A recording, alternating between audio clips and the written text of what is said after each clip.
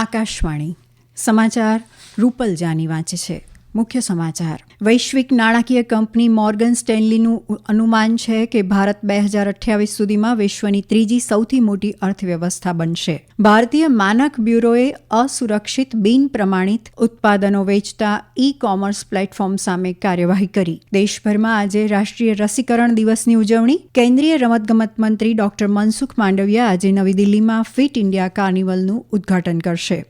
અને મહિલા premier league ક્રિકેટમાં મુંબઈ ઇન્ડિયન્સે દિલ્હી કેપિટલ્સને હાર આપી બીજું ટાઇટલ જીતી લીધું. સમાચાર વિગતવાર. વૈશ્વિક નાણાકીય કંપની મોર્ગન સ્ટેનલીએ તેના અહેવાલમાં જણાવ્યું છે કે ભારત 2028 સુધીમાં જર્મનીને પાછળ છોડીને વિશ્વની ત્રીજી સૌથી મોટી અર્થવ્યવસ્થા બનશે. રિપોર્ટમાં જણાવાયું છે કે 2023માં ભારતીય અર્થતંત્ર 35 ટ્રિલિયન અમેરિકન ડોલરનું હતું અને 2026માં 47 ટ્રિલિયન અમેરિકન ડોલર સુધી પહોંચવાનો અંદાજ છે.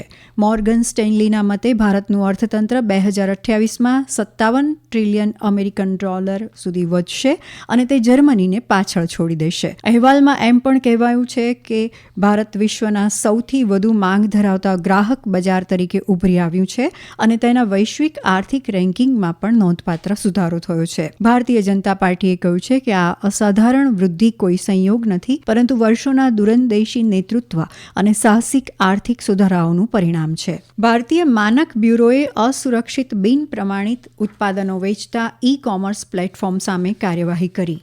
બ્યુરો ઓફ ઇન્ડિયન સ્ટાન્ડર્ડ્સ BISએ લખનઉ, ગુરુગ્રામ અને દિલ્હી જેવા અનેક શહેરોમાં એમેઝોન અને ફ્લિપકાર્ટ સહિત મુખ્ય ઈ કોમર્સ પ્લેટફોર્મના અનેક વેરહાઉસ પર તપાસ અને જપ્તીની કામગીરી હાથ ધરી હતી. દેખરેખ દરમિયાન BISને જાણવા મળ્યું કે Amazon, Flipkart, Meesho, Myntra, big basket જેવા ઈ કોમર્સ પ્લેટફોર્મ પર ઘણી બિન પ્રમાણિત પ્રોડક્ટ્સ વેચાઈ રહી છે. અમારા સંવાદદાતા જણાવે છે કે આ ઝુંબેશનો હેતુ असुरक्षित અને अप्रमाणित उत्पादनों वितरण ने रोकवानो छे. BIS ने निगरानी के दौरान पाया है कि Amazon, Flipkart, Meesho, Myntra, big basket के ई कॉमर्स प्लेटफॉर्म पर अनेक अप्रमाणित उत्पाद बेचे जा रहे हैं. हालांकि इन उत्पादों पर BIS चिन्ह अनिवार्य है. ये परीक्षण सुरक्षा और कामकाज के न्यूनतम मानकों के लिए आवश्यक है.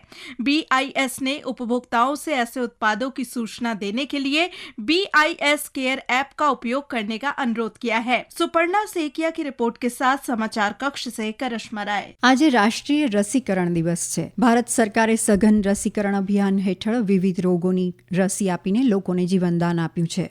સરકારનું પોલિયો રસીકરણ અભિયાન તેના દો બુંદ જિંદગી કે સૂત્ર માટે ખૂબ જાણીતું બન્યું છે.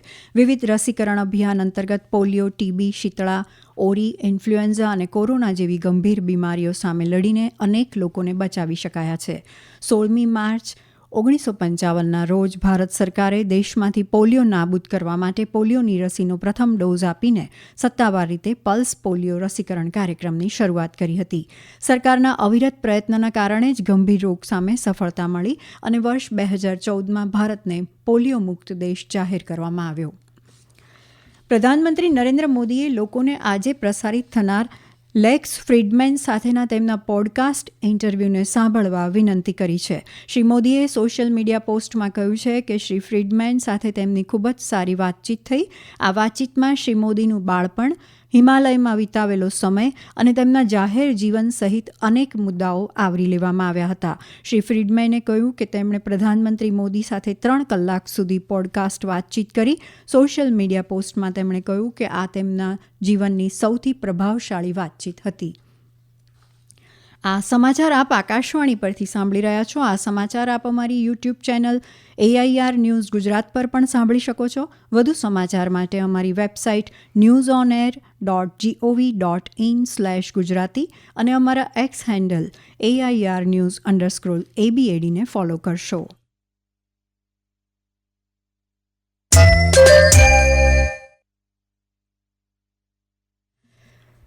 આવતા વર્ષે પ્રજાસત્તાક દિવસ નિમિત્તે જાહેર થનારા પદ્મ પુરસ્કારો માટે ઓનલાઈન નામ નોંધણી શરૂ થઈ છે.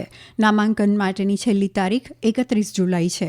આ પુરસ્કારો માટે નામાંકન અને ભલામણો ફક્ત રાષ્ટ્રીય પુરસ્કાર પોર્ટલ પર ઓનલાઈન સ્વીકારવામાં આવશે.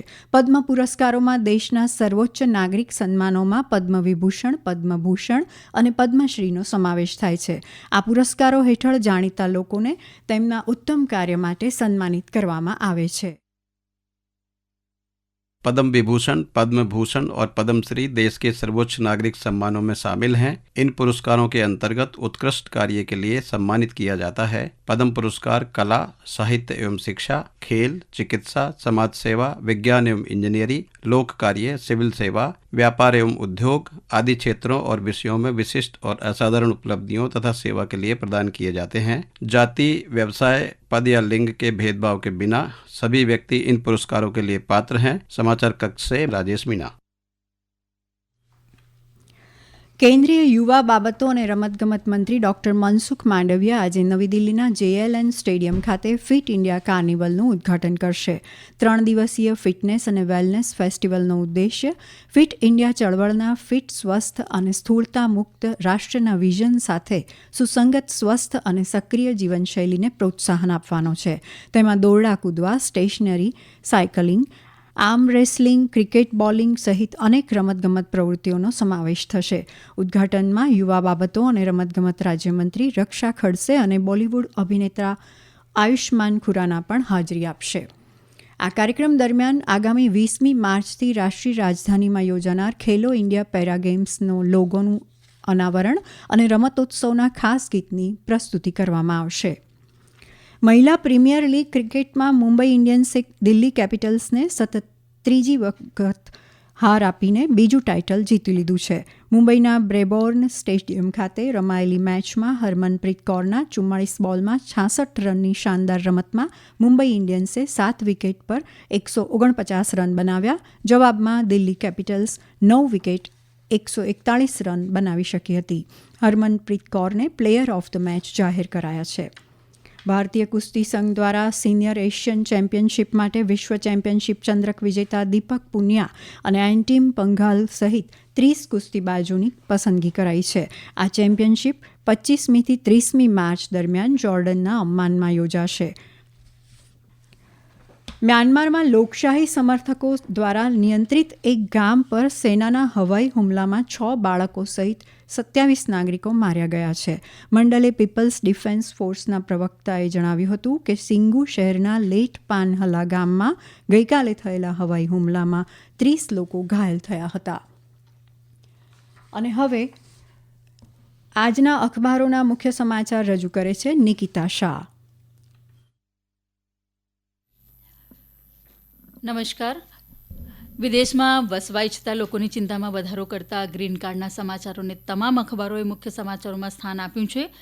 ગુજરાત સમાચાર લખે છે, ગ્રીન કાર્ડ અમેરિકામાં કાયમી વસવાટનો આધાર નથી, હકાલપટ્ટી પણ થઈ શકે. નવગુજરાત સમય લખે છે, ગ્રીન કાર્ડ અમેરિકાના કાયમી રહેવાનો પરવાનો નથી, ઉપપ્રમુખ JD વાંસ. દિવ્ય ભાસ્કરની હેડલાઇન છે, ગ્રીન કાર્ડ કાયમી નથી, કોણ રહેશે તે અમે નક્કી કરીશું. સંદેશે પાકની મુશ્કેલી વધશે, અમેરિકામાં ટ્રેવલ બેનને મુખ્ય શીર્ષકમાં સ્થાન આપ્યું છે. કર્ણાટકમાં મુસ્લિમોને સરકારી ટેન્ડર્સમાં 4% અનામત અપાશે. આ સમાચારને પણ તમામ અખબારે પહેલા પાને લીધા છે. સોનાના ભાવમાં ઉછાળાના સમાચારોને મુખ્ય શીર્ષક બનાવતા ગુજરાત સમાચાર લખે છે, સોનું ₹90,700ની ઐતિહાસિક ટોચે, ચાંદીમાં પણ તેજી. તો નવગુજરાત સમય લખે છે, ટેરિફ વોરથી મંદીના ભણકારાએ સોનું ₹9,700ની ટોચે. સ્થાનિક સમાચારોમાં નવગુજરાત સમયે વસ્ત્રાલમાં ગુંડારાજ, 14ની ધરપકડ, પોલીસની શાખને બટ્ટોને સ્થાન આપ્યું છે. તો ગુજરાત સમાચારે દસ્તાવેજ ન થાય તે માટે શખ્સો હથિયાર સાથે કલેક્ટર કચેરીમાં ઘૂસ્યા સમાચારને સ્થાન આપ્યું છે. દિવ્ય ભાસ્કરે વડોદરામાં નશામાં ચૂર યુવકે 120ની સ્પીડે કાર દોડાવી હારબંધ 2 વ્હીલર ચાલકોને ઉડાવ્યા, એક મહિલાનું મોતના સમાચાર લીધા છે. અંતમાં મુખ્ય સમાચાર. વૈશ્વિક નાણાકીય કંપની મોર્ગન સ્ટેનલીનું અનુમાન છે કે ભારત 2028 સુધીમાં વિશ્વની ત્રીજી સૌથી મોટી અર્થવ્યવસ્થા બનશે. ભારતીય માનક બ્યુરોએ અસુરક્ષિત બિન પ્રમાણિત ઉત્પાદનો વેચતા ઈ કોમર્સ પ્લેટફોર્મ સામે કાર્યવાહી કરી. દેશભરમાં આજે રાષ્ટ્રીય રસીકરણ દિવસની ઉજવણી. કેન્દ્રીય રમતગમત મંત્રી ડોક્ટર મનસુખ માંડવિયા આજે નવી દિલ્હીમાં ફિટ ઇન્ડિયા કાર્નિવલનું ઉદઘાટન કરશે. અને મહિલા પ્રીમિયર લીગ ક્રિકેટમાં મુંબઈ ઇન્ડિયન્સે દિલ્હી કેપિટલ્સને હાર આપી બીજું ટાઇટલ જીતી લીધું. આકાશવાણી પરથી સમાચાર પૂરા થયા.